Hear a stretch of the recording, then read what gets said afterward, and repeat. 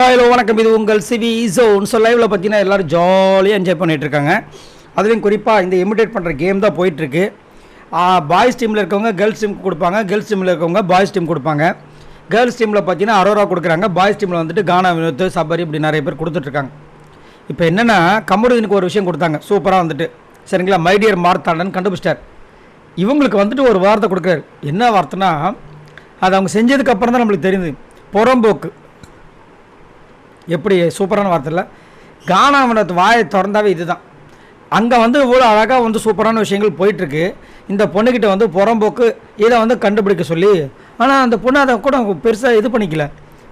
நல்லா யோசிச்சு பாருங்களேன், படத்தோட பேர் ஒரு வாக்கியம் ஒரு சொல்லு அப்படின் போது யாராவது புறம்போக்கை பற்றி இது பண்ண சொல்லுவாங்களா? நல்லா ஒரு நார்மலாக காமன் சென்ஸ் இருக்கிறவங்க சொல்லுவாங்களா? அதை சொல்லுவார் கானா வினோத். அதனால தான் நேற்று வந்து கமருதீனுக்கும் கானா வினோத்துக்கும் விஜய் பார்வதிக்கும் முட்டிக்குது. ஆனால் அதையும் ஸ்போர்ட்டிவ் எடுத்துக்கிட்டு என்ன பண்ணாங்க, பூ ரம் போக்கு, பூவை வர வச்சாங்க, ரம்மை வர வச்சாங்க, போக்குன்னு சொன்னாங்க, கண்டுபிடிச்சாங்க. இதுதான் விஜய் பார்வதி கிட்டே இருக்க ஒரு பயங்கரமான ஸ்போர்ட்டிவ்னஸ். நீ என்ன வேணாலும் பேசிட்டு போ, நான் பண்ணுவேன். ஆனால் என்ன வந்து நீ வந்து இதை பண்ணக்கூடாது அதை பண்ணக்கூடாது சொல்லாத. எனக்கு ஏதாவது ஒரு பிரச்சனை வருதா வந்து கேளு, என்ன நீ தட்டி கேட்கறல, அப்போ இந்த பிரச்சனையும் தட்டி கேளு. இதுதான் அவங்களுடைய ஸ்டாண்டர்டு. பட் செம மாதம் இருந்துச்சு, நல்ல ஸ்போர்ட்டிவ்னஸ்ஸு. இருந்தாலும் அவங்கள வந்துட்டு எல்லா விதத்துலையும் தாக்கிறதுக்கு நிறைய பேர் நிறைய விஷயங்கள் பண்ணாலும் அவங்க தள்ளி சூப்பராக வந்துட்டுருக்காங்க.